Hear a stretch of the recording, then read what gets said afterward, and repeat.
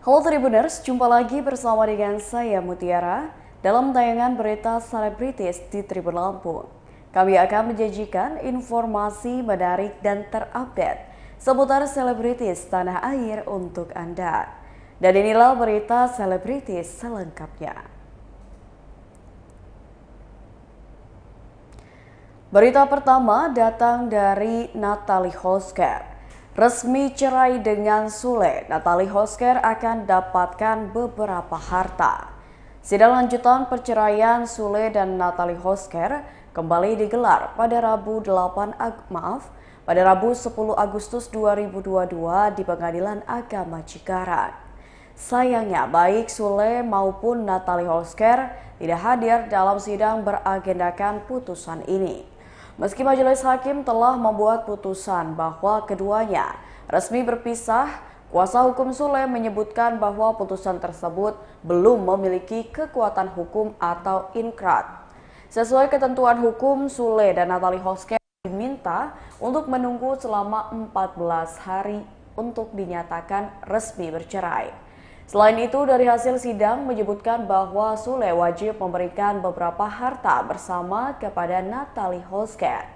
Harta bersama tersebut adalah 1 unit mobil Alphard, 1 unit mobil Mazda, dan 1 rumah di area Tambun, Kabupaten Bekasi. Tidak lupa juga, ayah dari Rizky Febian dan Putri Delina itu harus memberikan nafkah untuk anaknya Azam sebesar 25 juta rupiah per bulannya. Keputusan ini sesuai dengan kesepakatan antara penggugat Natalie Hosker dan tergugat Sutisna alias Sule. Sebagaimana diketahui bahwa Natalie Hosker dan Sule menikah pada November 2020 lalu dan dikaruniai seorang anak. Namun pada 3 Juli, Natalie menggugat cerai Sule ke Pengadilan Agama Cikarang. Berikut wawancara dengan pihak terkait. Yang sudah diputuskan oleh majelis hakim pada dengan gini.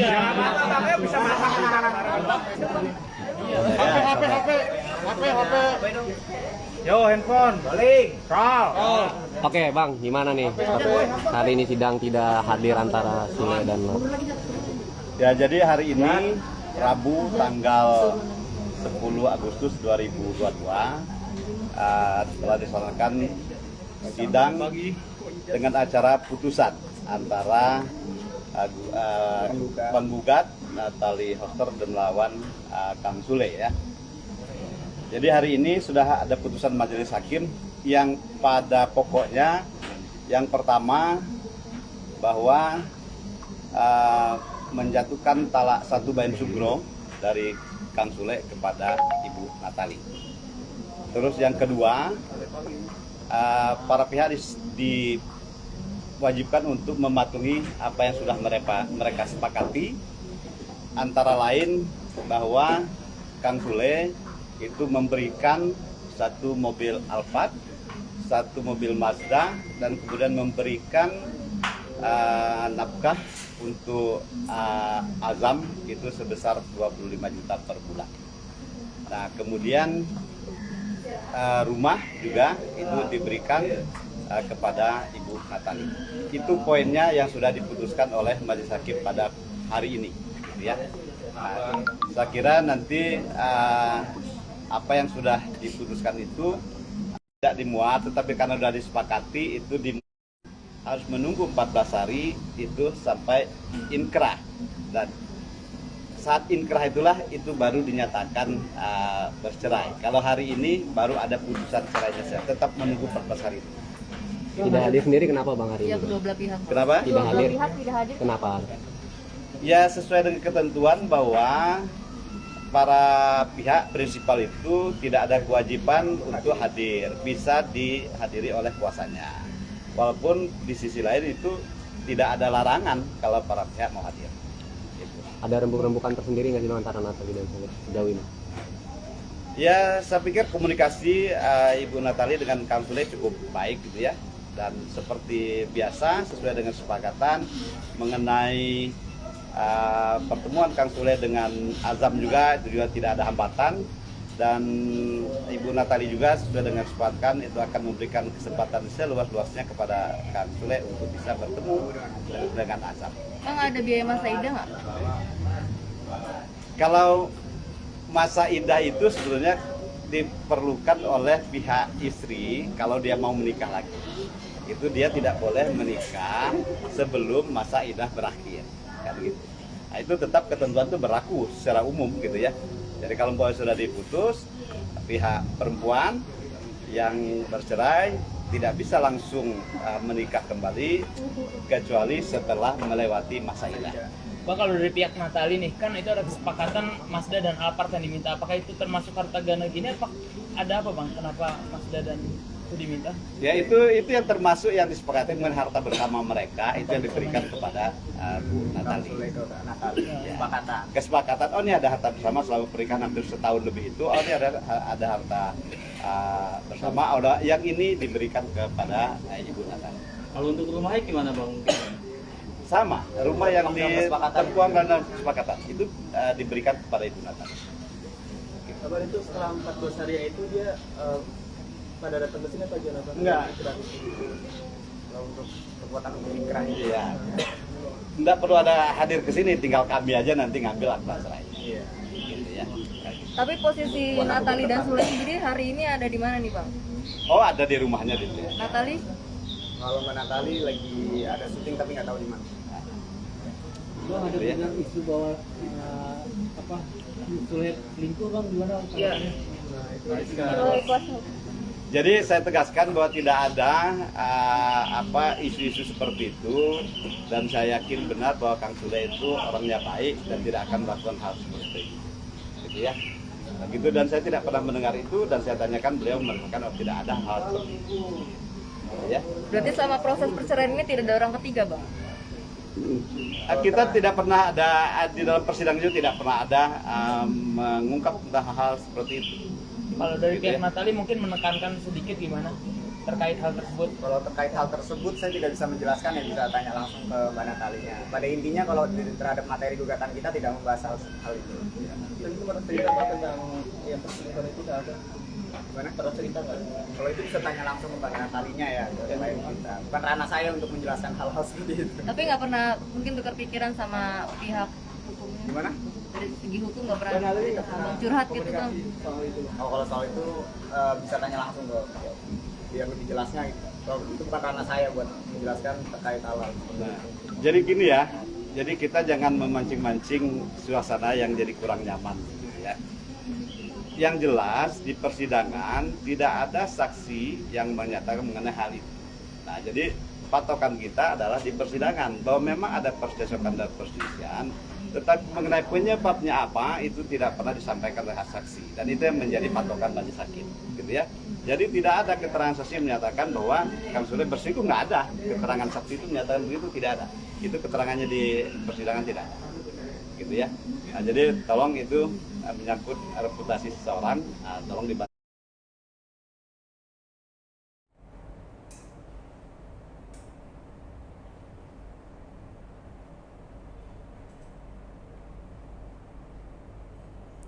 Berita selanjutnya, 16 tahun usia pernikahan Donna dan Darius Sinathrya makin terlihat mesra. Usia pernikahan Darius Sinathrya dan Donna Agnesia sudah 16 tahun sejak mereka menikah pada 2006 lalu. Selama menikah hingga memiliki 3 anak, Darius Sinathrya dan Donna Agnesia selalu harmonis. Darius Sinathrya dan Donna Agnesia saling menjaga satu sama lain. Darius dan Donna juga saling menerima kelebihan dan kekurangan satu sama lain. Sekalipun sering pamer kemesraan, perjalanan cinta Darius Sinathrya dan Donna Agnesia tetap penuh dengan lika. Kunci menjaga kemesraan dalam perkawinan adalah bersama-sama bertahan saat menghadapi masalah. Donna beruntung memiliki Darius yang selalu berjuang untuk keluarga. Donna dan Darius menikah pada 30 Desember 2006 lalu dan saat menikah, usia Darius masih 21 tahun sementara Donna Agnesia berusia 27 tahun. Perbedaan usia bukanlah hambatan untuk mereka menikah. Saat ini mereka dikaruniai 3 anak, yakni Lionel Nathan Sinatria Karto Prawiro, Diego Andres Sinatria, dan Quinesa Sabrina Sinatria. Berikut wawancara dengan Dona dan Darius.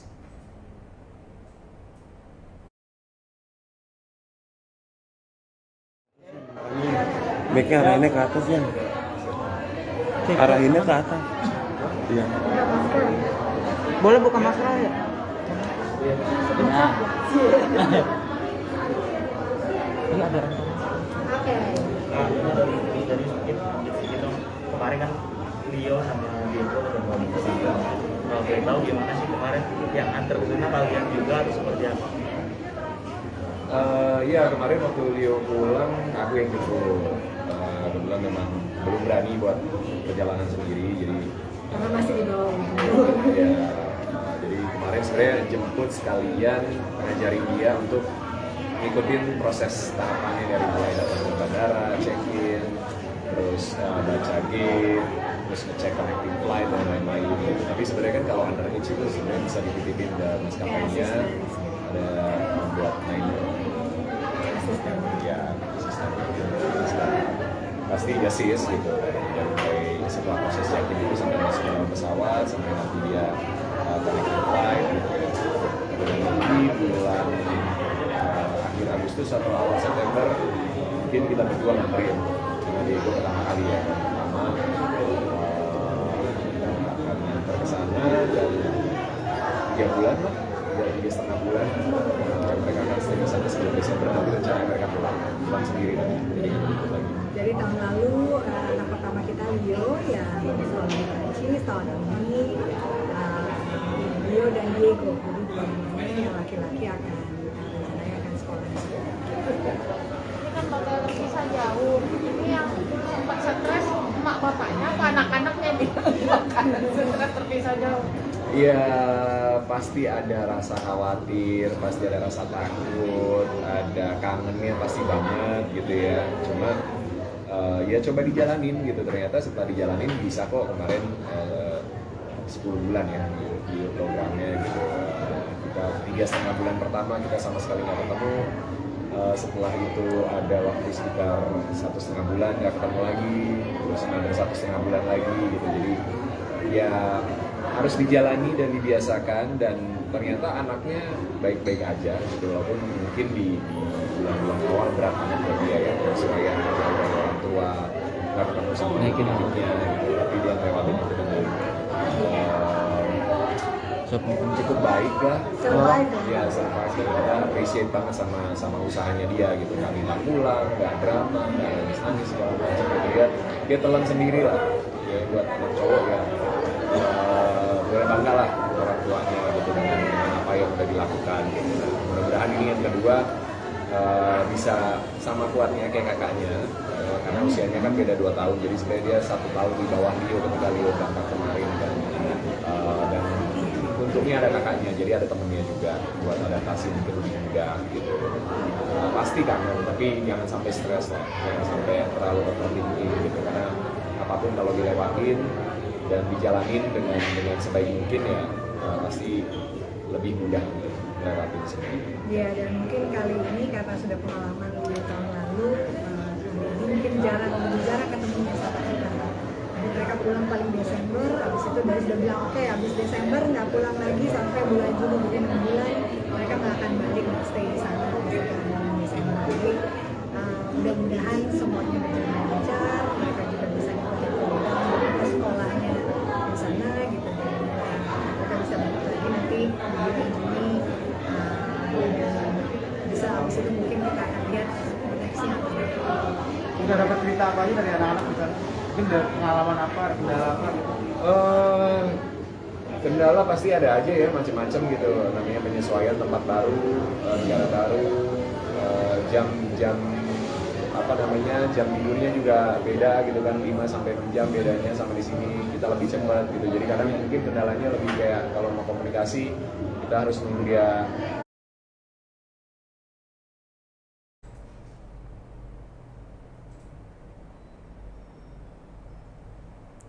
Berita selanjutnya datang dari suami Zaskia Gotik akan hadir mediasi kasusnya dengan Vera Nosiliana. Suami Zaskia Gotik, Sirajuddin Mahmud dan Vera Nosiliana diwajibkan untuk hadir dalam mediasi terkait kasus pengakuan anak. Mediasi seharusnya dilakukan pada hari Rabu 1 Agustus 2022 di Pengadilan Negeri Cikarang, Kabupaten Bekasi. Namun, karena diwakili kuasa hukum keduanya, majelis hakim terpaksa menunda sidang hingga dilakukannya mediasi. Dalam sidang hari itu, majelis hakim pun telah menekankan bahwa mediasi wajib oleh pihak prinsipal. Meskipun dihadiri kuasa hukum keduanya, pengacara Sirajuddin Mahmud memilih untuk tidak berkomentar apapun kepada awak media. Bahkan kuasa hukum Vera Nosiliana Sion Tarigan menyebutkan bahwa tidak ada percakapan apapun dengan kuasa hukum Sirajuddin Mahmud. Sion juga menerangkan bahwa hakim mediator telah menjadwalkan mediasi pada Rabu 24 Agustus 2022 mendatang. Sion lalu mengatakan bahwa kuasa hukum Sirajuddin Mahmud telah menyanggupi untuk menghadirkan suami Zaskia Gotik dalam mediasi tersebut. Sebagai informasi, Sirajuddin Mahmud digugat oleh Vera Nosiliana melalui kuasa hukumnya ke Pengadilan Negeri Cikarang atas pengakuan anak. Dalam gugatan tersebut, Vera Nosiliana menggugat 4 aset bangunan milik Sirajuddin Mahmud, Sabang, dan uang ganti rugi material maupun imaterial dengan total mencapai sekitar 17 miliar rupiah. Berikut wawancara dengan pihak kuasa hukum.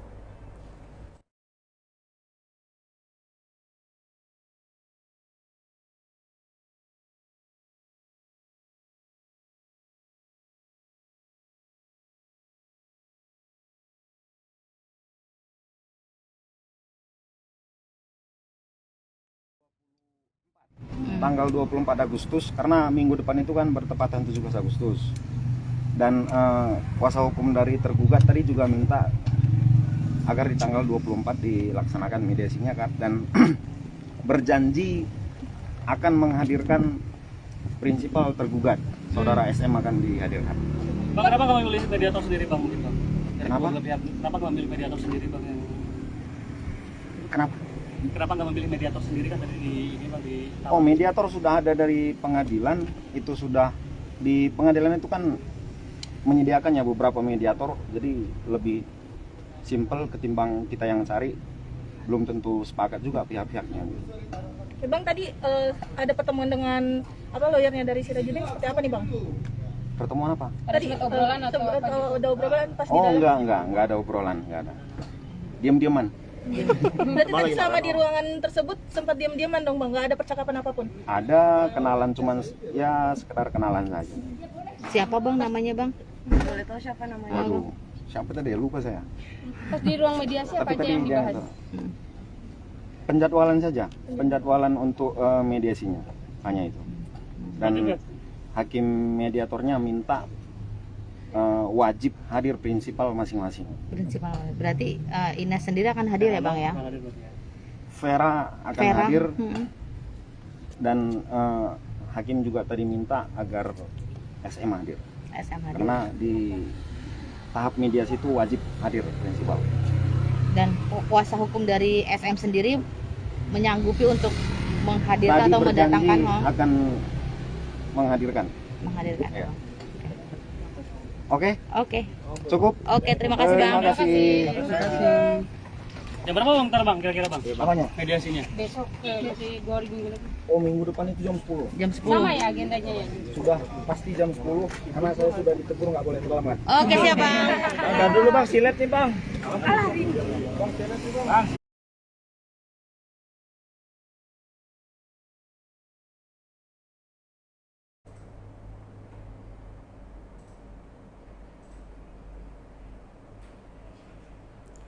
Berita selanjutnya, meski terlihat mesra, Jennifer Jill dan Ajun Perwira akui sering bertengkar.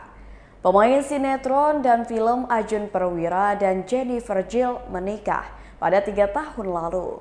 Sejak menikah, Ajun Prawira dan Jennifer Jill selalu terlihat mesra dan bahagia. Meski tampak akur, Jennifer Jill mengaku sering bertengkar dengan Ajun Prawira. Setiap kali keributan itu terjadi, Ajun Prawira selalu memilih mengalah. Bagi Jennifer Jill, Ajun Prawira yang berbeda usia lebih muda hingga 17 tahun itu bukan hanya seorang suami, tetapi juga sebagai teman dan sahabatnya. Saat ini Jennifer Jill senang ketika berat badannya pun mulai berkurang dan mengarah ke ukuran ideal. Bagi Jennifer Jill, menurunkan berat badan lebih mudah dibandingkan harus mempertahankannya. Jennifer Jill merasa senang ketika berat badannya berkurang 22 kg. Jennifer Jill merasa mudah saat harus menurunkan berat badannya, apalagi sampai saat ini Jennifer Jill masih sering menyantap makanan yang selalu menggodanya. Setelah berat badannya berkurang, Jennifer Jill mulai rutin olahraga untuk menjaga kesehatan dan stamina tubuhnya. Berikut wawancara dengan Jennifer Jill dan Ajun Prawira.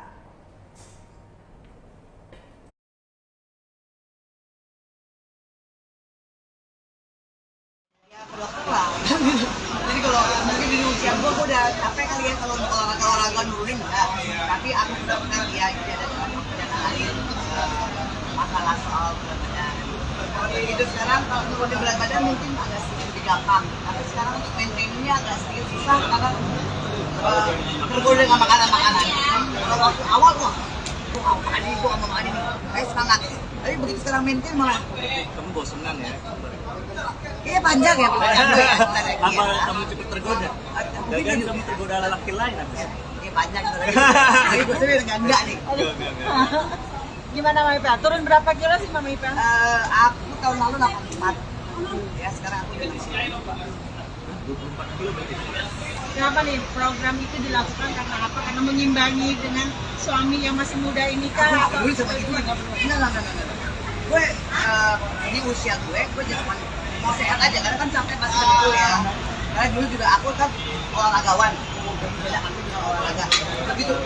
Olahragawan. Terus berhenti. Jadi kan bebannya sebenarnya lebih banyak ya, lebih berat ya. Ini masuk. Kalau mau kesehatan lebih gampang, lebih enteng. Kalau tidur, jalan jauh, jadi nggak ada urusan sama aja. Nggak tahu ya ke depannya ya. Tapi coba. Kalau kenapa nih membolehkan Mamita dengan kondisi yang memang penekanan berat badan yang harus kurus, dirimu sendiri seperti apa nih? Bebasin dia mau gimana, mau kurus, mau potong, mau apa aja, yang sehat sih aku udah alhamdulillah biasanya terima dia apa adanya. Jadi suka dia happy, suami jadinya aman di rumah kan,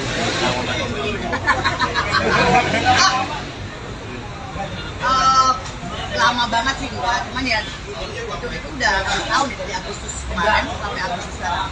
Tapi kan itu udah sama olahraga sampai cuma jalan. Hari aku udah jalan naik sepeda, atau berenang ke laut gitu aja sih olahraga.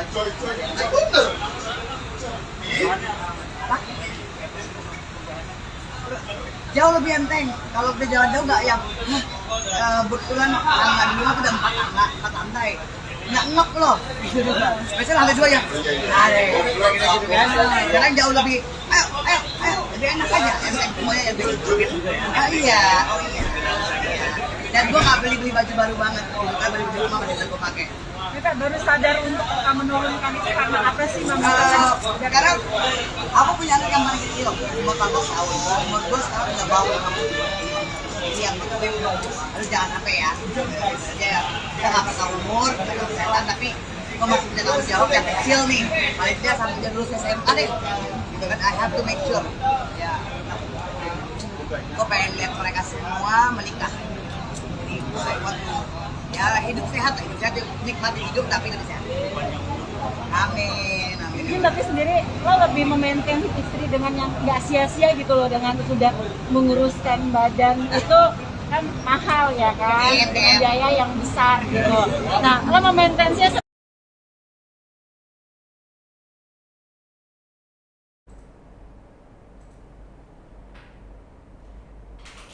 Berita selanjutnya datang dari komika Marcel Widianto tak sabar ingin roasting Ariel Noah. Komika Marcel Widianto senang saat diminta ikut memandu program ulang tahun salah satu stasiun televisi yang ke-32 tahun. Marcel Widianto akan memandu program tersebut bersama dengan Kiki Saputri. Komika yang kini berusia 26 tahun itu mengaku tidak sabar untuk tampil di panggung ulang tahun salah satu stasiun TV tersebut. Marcel Widianto juga akan berkolaborasi dengan band Noah hingga roasting Ariel, Lukman, dan David. Perayaan ulang tahun salah satu stasiun televisi yang ke-32 tahun itu mengajak bernyanyi banyak musisi.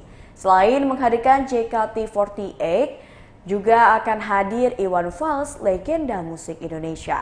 Jinan dan Z mewakili JKT48 belum bisa menceritakan aksi panggungnya hingga kolaborasinya bersama dengan Iwan Fals.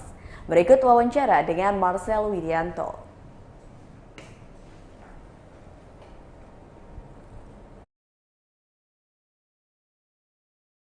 Sebenarnya SCTV udah ada acara, tapi kalau untuk di HUT, SCTV ini kali pertama untuk aku, untuk sebuah kebanggaan juga bisa bermain di ulang tahun yang ke-32 yang sangat extraordinary. Tugasnya apa? Aku sama Kiki nanti akan menghantarkan sebuah acara yang sangat terbaik.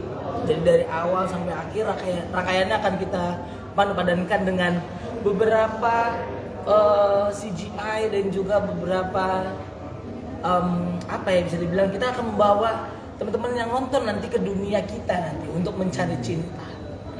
Artinya lu punya peran yang luar biasa banyak, porsi yang luar biasa banyak juga di sini ya? Tidak juga, kalau untuk porsi banyak iya, tapi kalau untuk perannya yang sangat besar juga tidak besar-besar banget karena memang ada yang lebih besar lagi. Jadi di rangkaiannya itu akan ada banyak banget, misalkan kayak tadi JKT48 akan featuring dengan Om Iwan Fals dan juga nanti gue juga bakal sama Kiki bakal ada bisa dibilang satu panggung sama Noah. Jadi wow, itu sebuah hal yang menurut gue di karir gue juga sangat extraordinary. Berkaitan sama temanya tadi, misalkan ada tema-tema cinta gitu, nanti bakal ada ngapain sih? Nanti gue akan bisa dibilang membukakan mata-mata teman-teman semuanya bagaimana perjuangan cinta dari Raffi Nagita dan juga dari Lesti Bilar, dan juga bagaimana kita bisa mempertahankan cinta itu sehingga cinta itu bisa membawa ke kebahagiaan. Jadi bisa dibilang kita akan membawa teman-teman bahwa cinta itu adalah kendaraan kita untuk menuju ke tempat yang sangat bahagia. Ada kostum-kostum tertentu gitu? Pasti ada, dan kostumnya itu beda-beda. Jadi setiap scene-nya beda-beda kostumnya, dan itu sangat benar-benar pertama kali gue di satu acara bisa pakai bisa bilang 5 kostum. Persiapannya udah sejauh mana, Sir? Sudah sangat proper banget dan akan sebentar lagi akan rampung. Jadi di tanggal 24 nanti kita tunggu aja. Ada persiapan kata-kata nggak untuk itu yang disampaikan nanti untuk tanya-tanya? Pasti banget karena gua sama Kiki akan nyiapin materi-materi yang sangat terbaik di roastingan gua nanti dan juga di roastingan Kiki juga, dan karena memang kita malu lah ya kalau kita nggak nyiapin materi yang terbaik karena SCTV udah kasih yang terbaik gitu. Mereka membangun jembatan dari Jakarta dan juga Depok. Terus ada hadiah juga untuk anak bayi yang lahir di tanggal 24, 32 bayi di 32 kota. Jadi menurut gua kita juga harus menyiapkan yang terbaik. Yang di roasting kan? Nanti gua kasih tahu. Tapi lu udah dari kapan nih sama Kiki ngerumpukin materinya? Kita udah dari 3 bulan lalu guys. Jadi emang udah disiapin bener-bener proper banget. Gitu.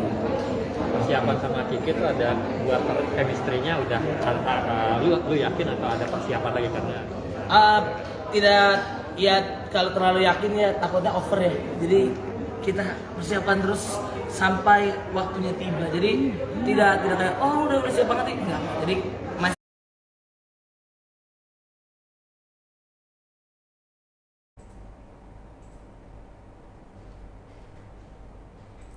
Baiklah Tribuners, itulah berita selebritis bersama dengan saya Mutiara.